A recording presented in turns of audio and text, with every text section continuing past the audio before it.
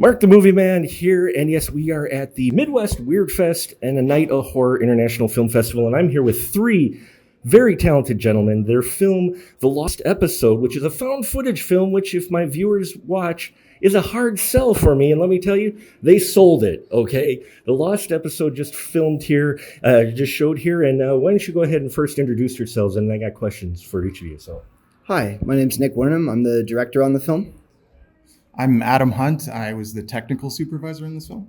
And I'm Anthony Grant. I'm one of the actors. Found footage. You got the script for this. What's the challenge, the biggest challenge with shooting found footage? Because for me, when I watch it as a viewer, it's the reason for why is everyone shooting everything? And you've got that, but what is the biggest challenge shooting something like this versus a normal narrative? Well, it was my first experience with making a found footage movie. It's my first horror movie, actually. I'd only done comedies previously, other than some shorts in film school.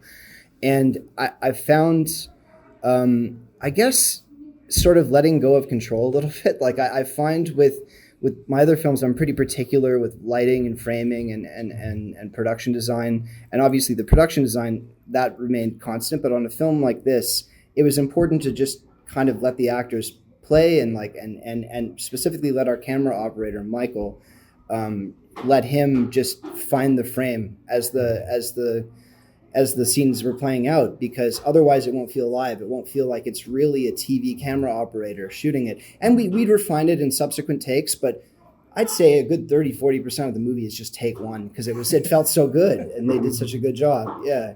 And now, as a technical supervisor, you working with the cameras, I recognize the DV tape because that's what I used to shoot my episodes on. One, how, where'd you find the equipment and what challenges came with that using the older equipment? There was a lot of challenges. So I started out really early on the film, researching it with the DP to try and figure out what we should be shooting. And for the time period of the film changed a couple times.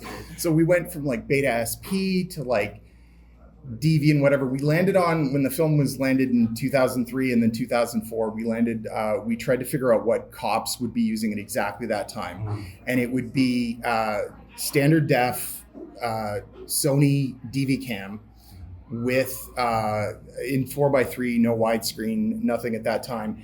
And so we had to source cameras and stuff, and we did go through a couple different cameras. We had the exact model for that year or whatever, and then we had problems and we had to send them back. So it was actually like a year newer camera. It was like a 2005 camera and stuff like that. And then we had to develop a process to figure out how to create dailies and stuff from these tapes in a modern workflow and give it to our editor, who had never worked with tape in her life, I don't think, and everything, and make it a modern workflow. And then in the end, upscale it in a way that really preserved the look of it in a way that I think other found footage films don't do, because they usually deinterlace. We did a very specific process, which, as far as I can tell, there was some select screenings of maybe Inland Empire and a few other things, but I tried to find some of the people who worked on that and couldn't.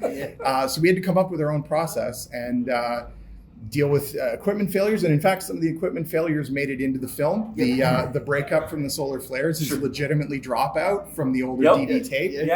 Even the sound, we were shooting double system sound.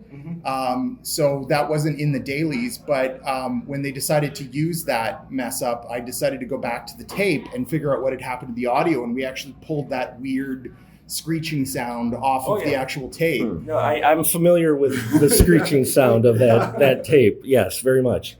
So it's very authentic in that way. It is very authentic. Now, Anthony, for you, how much and I'm going to put you on the spot here because he's right here. Sure.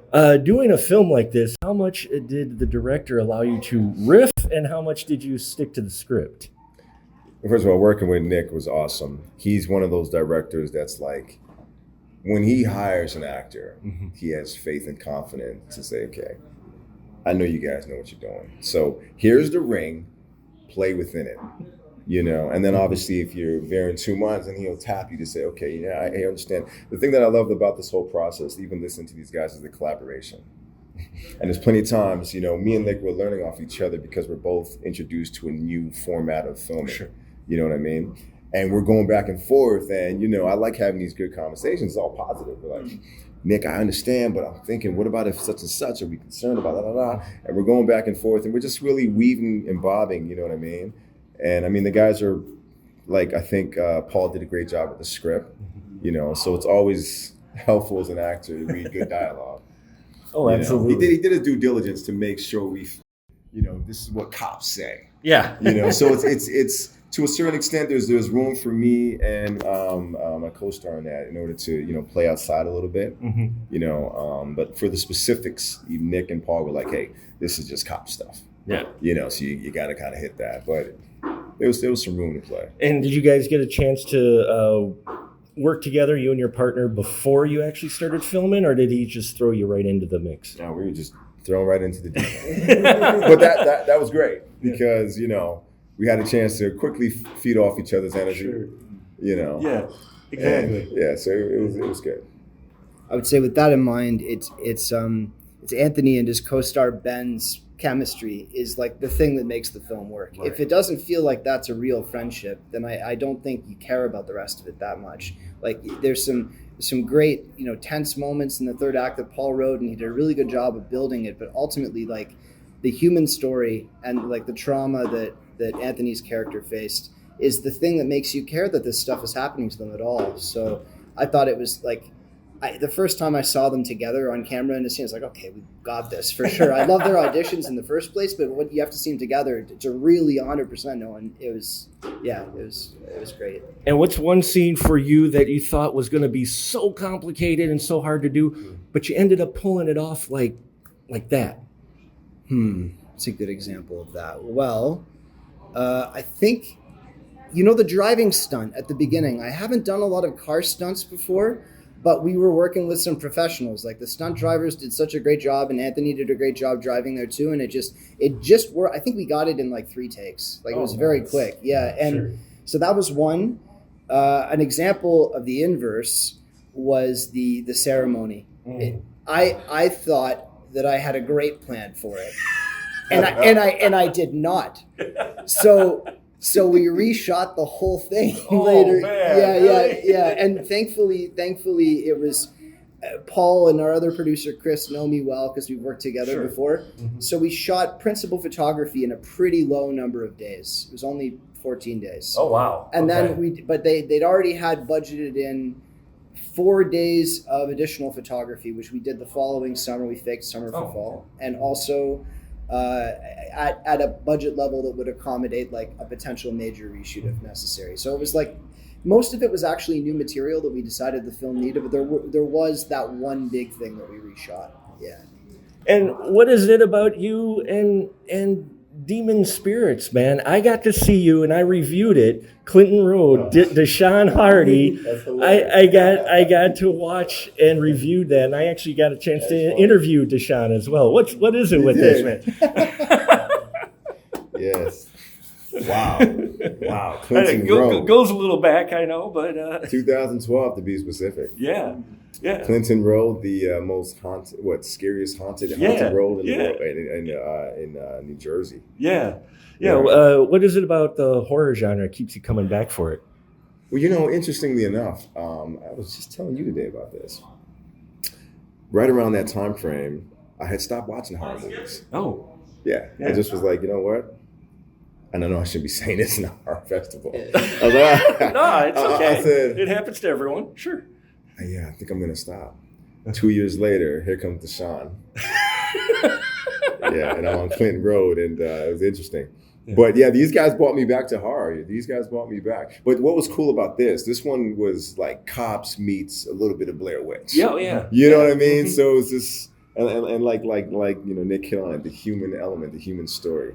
Mm-hmm. That's hilarious. You and I just want to say the monologue you gave in the cafe, loved that. Oh, thank you. I appreciate it. That was like, wow. I'm like, you got something here. So this is the only second time it's shown to anyone. And how did the first time go? First time went really well. It was at a Buried Alive film festival down in Atlanta. It was a great festival too. It was actually a smaller audience than this time because we had the closing night film there, but and I thought, oh, that's a great slot. It's amazing. And I was very thankful for it, and it was a wonderful experience. But it was right before the awards ceremony. Oh, and my sense was that at that point, people were excited to have a few drinks and hang out with their friends before but I loved the experience. I was so grateful that we premiered there. They did a wonderful job technically with the film, which was super important. Like, it looked and sounded perfect. And the audience there was very enthusiastic too. It was awesome. Great festival too.